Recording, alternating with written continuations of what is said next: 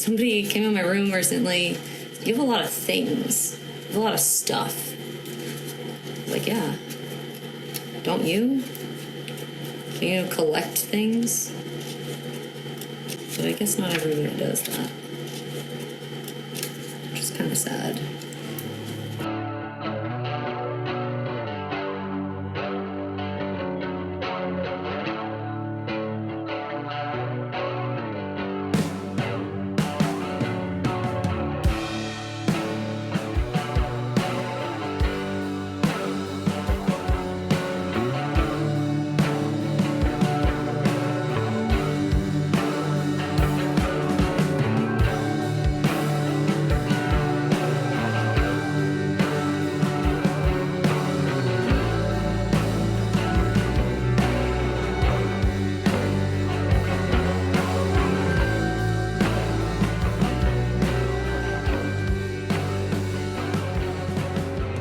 Where I got the idea of just being like, I want to collage my art. I think I realized with my ADHD that if something's like not in front of me, it doesn't exist, and I don't have like object or emotional permanence. That's a whole other layer. But when it came to like decorating my home and moving here, it felt like, I feel like any major transitional time in my life is also a time to make artwork and express that transition, and part of that was making this space my own, because I didn't feel like I have a very hard time like feeling at home in a place, and then when I find that, that's like the most sacred thing to me. So I didn't grow up feeling like my home was my home. Like I just always felt like I was staying like at a hotel, and for me as an adult, it was like, I need to cultivate and curate the space. And I kept thinking, why would I not do that the way I would with like my art in a gallery space, or like in a different setting, to, I guess, display it. I felt like so connected to making in something that was absolutely a direct reflection of my own experience. But I feel like, in a way, this entire collage is a self-portrait of my life.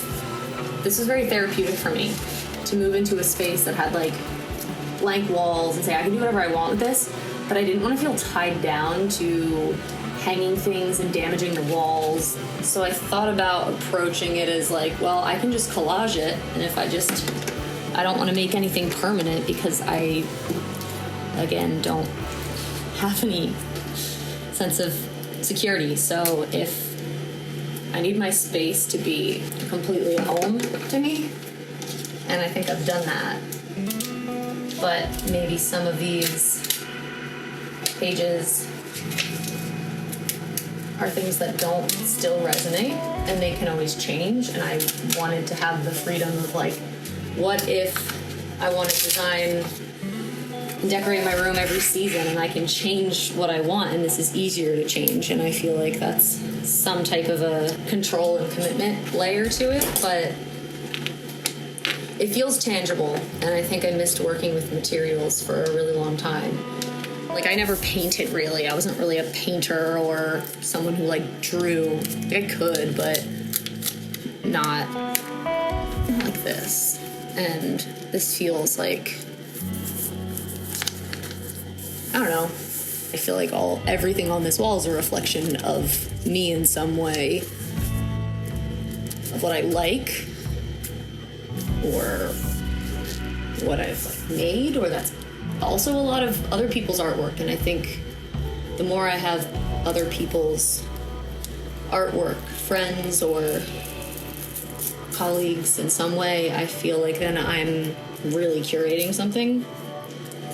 And it also makes me proud to be able to be making my room into a gallery space of my art, my friend's art, my feelings, my friend's feelings. Like, but it's also like my room. So I feel like if somebody were to come in here and actually look at everything, I think that's the like cryptic part about all of this, is like, there is a story about it and what these things mean, and some of them less than others, but I think it builds this almost map of my brain, and there's still some of my drawings in here, sketches, like parts of journals. So there's me in it. So I guess I've been trying to reimagine what a self-portrait is, because that was like the first kind of thing I got into with photography was, well, I don't know how to ask people to like let me take their pictures. I can take pictures of myself. And I think that's a great starting out point, but I think that like our identity is in the spaces that we inhabit. And if your identity isn't in the space that you inhabit, then are you really even inhabiting it? And when, you know, I'm in here, I feel like this is my space and I've made it mine. And it feels like me. But I know that I could tear all of this stuff off of the walls if I wanted to change it, and it wouldn't make a difference because I can just keep building on it, but I can also keep taking it down. And I think it just comes back to that, like, creation, destruction, cyclical nature. I guess it's like found object in a sense. But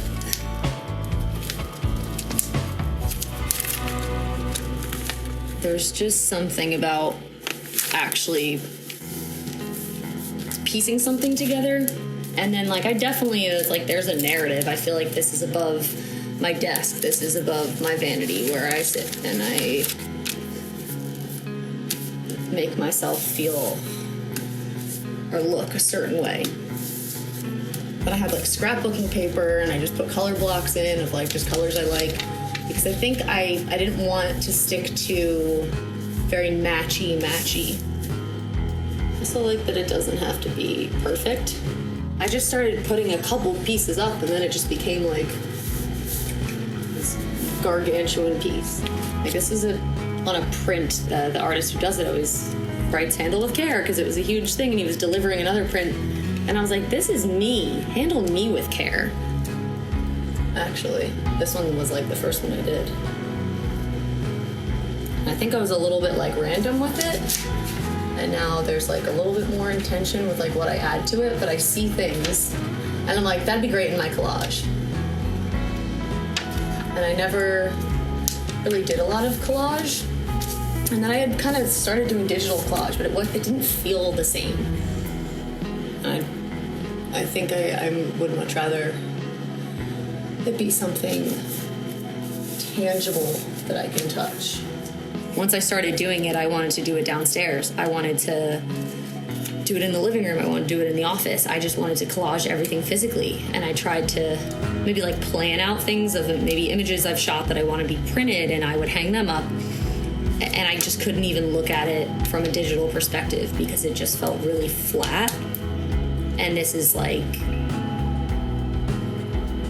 it's collaging, it's journaling,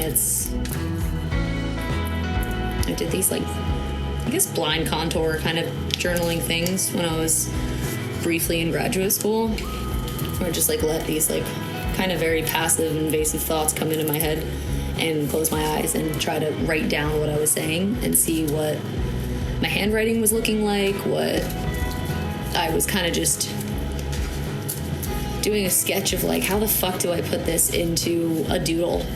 Because I was like, I want to draw more, I want to do that, I don't do that. And they look really stupid, but I kind of love them.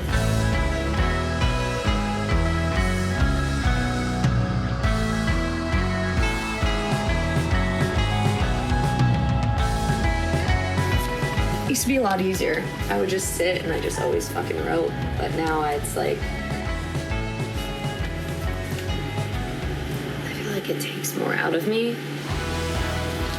People don't want to hear this stuff, but it has to be said. That's, if I genuinely had to take why I like make anything that I make, it's because I feel like it's like I can't live my life if I haven't said this, if I haven't said this out loud.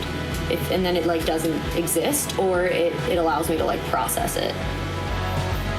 I watched this movie and I was just beside myself after I left it. But I left feeling like I kept saying in my head, like, I can't die yet, I still have things to say. And I guess that's why I still do this.